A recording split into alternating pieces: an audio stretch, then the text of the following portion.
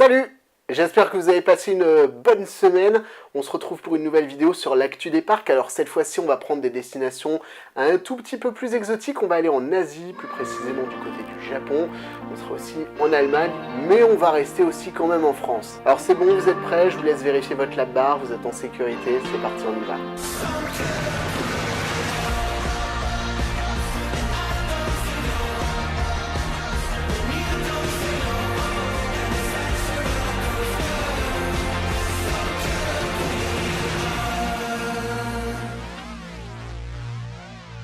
Et on commence donc en France avec cette information qui nous vient du Puy du Fou, le parc vendéen qui a ouvert cette année de nouvelles classes pour son Puy du Fou Academy. Une nouvelle section pour la structure qui avait ouvert en septembre 2015, dans lesquelles des enfants sont inscrits pour suivre toutes les bases scolaires, mais aussi recevoir un enseignement artistique propre au Puy du Fou. Les meilleurs ont pu intégrer les équipes du Puy du Fou pour jouer notamment dans un des derniers spectacles du parc, le Grand Panache. Alors il y a eu des classes de niveau primaire d'ouvert depuis 2015, et là la grande nouveauté cette année, c'est l'arrivée au niveau collège.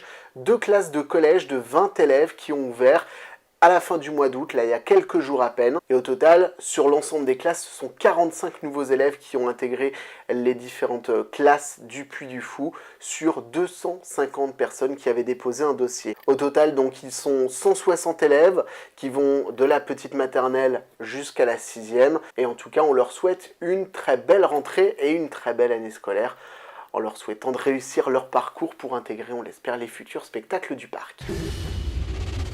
Allez, je vous l'ai dit, on part au Japon également cette semaine. Le Japon où on sera dans quelques semaines, dans un petit peu plus d'un mois maintenant, pour un grand voyage de 15 jours. On vous fera plein de photos, plein de vidéos. Ce sera peut-être compliqué de faire des stories en live, donc on verra si on peut, on le fera évidemment. Sinon, on vous fera toutes les vidéos et puis on vous fera vivre nos stories avec un petit peu de décalage dès notre retour en France. Le Japon donc, où vous le savez certainement, il y a eu pas mal d'incidents climatiques ces derniers temps.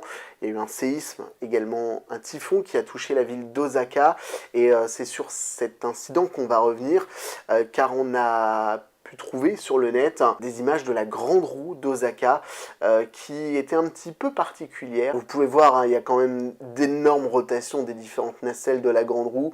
C'est absolument pas prévu pour ça. En tout cas, si un constructeur va construire un modèle à peu près équivalent, je pense qu'il va falloir de bons harnais. En tout cas, on a une pensée également aux victimes de ce typhon et puis également des séismes qui ont eu lieu ces derniers jours au Japon. Allez, on revient sur notre bon vieux continent, direction l'Allemagne cette fois-ci. Allemagne où on sera dans les prochains jours. Et on va parler d'une vidéo tournée par un YouTuber dans un parc abandonné du côté d'Oberhausen. C'est un YouTuber qui est a priori spécialisé dans l'urbex. Il a été voir un parc donc dans cette ville allemande. Et il a fait avec un de ses potes un tour de toboggan de cet ancien parc complètement nu.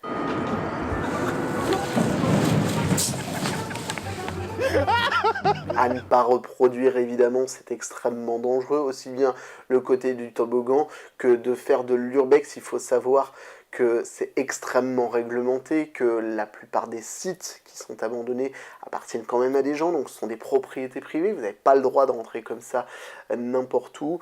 Et puis au-delà de ça, un site abandonné, ça peut être extrêmement dangereux de par sa typologie, des endroits escarpés ou difficiles d'accès. Ce serait dommage d'aller vous blesser, donc voilà, attention à ce que vous pouvez faire comme ça. En tout cas, la vidéo est quand même assez drôle, c'est pour ça que je voulais en parler et que je vous ai mis le lien dans la description, juste en dessous.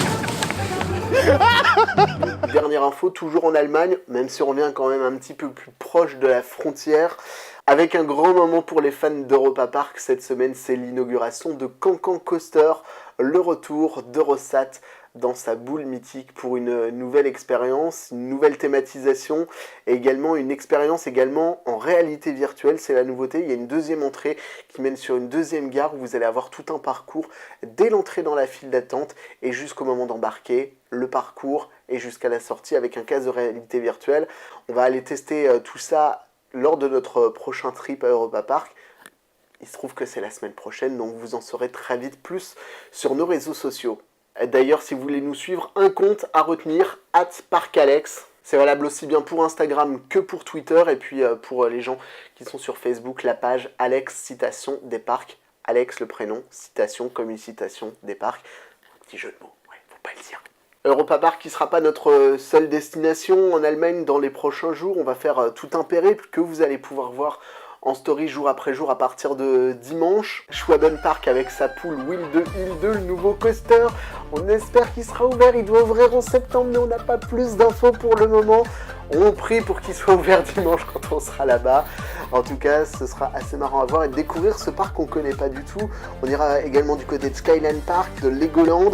Et puis, on terminera le trip également en passant par un parc qu'on avait adoré il y a quelques années, qui s'appelle Tripsdrill. À l'époque, il y avait Caracho qui venait d'ouvrir, hein, c'est le coaster Gerstlauer. On avait fait un on-ride que je vous mets là en annotation. Donc on pourra le refaire avec tout le décorum qui est arrivé aussi entre temps, parce qu'à l'époque c'était vraiment brut de décoffrage. Limite on sortait, c'était encore un chantier quand on sortait de la gare de l'attraction. Donc voilà, tout ça à suivre dans les prochains jours. Bon allez, même si on va se balader dans les parcs en Allemagne dans les prochains jours, n'oubliez pas, vendredi 18h, la rediff de la story. On est au moment d'Efteling pour le moment. On verra la troisième et dernière partie de notre trip cet été, avec notamment un petit passage dans le nouveau Dark Ride Symbolica. Si vraiment vous êtes impatient de savoir ce à quoi ça ressemble, ce qu'on en a pensé, et puis voir quelques petits détails comme ça, vous pouvez aller d'ores et déjà sur le blog Alex Citation des Parcs pour voir l'article que l'on a rédigé il y a un an. Voilà, c'est tout pour ce soir. J'espère que ça vous a plu. N'hésitez pas à commenter, à me dire ce que vous pensez de ces infos, de me donner des conseils si vous en avez, ou me dire ce qui vous plaît moins. Et puis le petit pouce blue fire, fait plaisir. On se retrouve très vite. En tout cas, n'oubliez pas, la vie c'est comme une montagne russe. Il y a des hauts, il y a des bas. Mais le principal, c'est de se faire plaisir. Allez, à plus.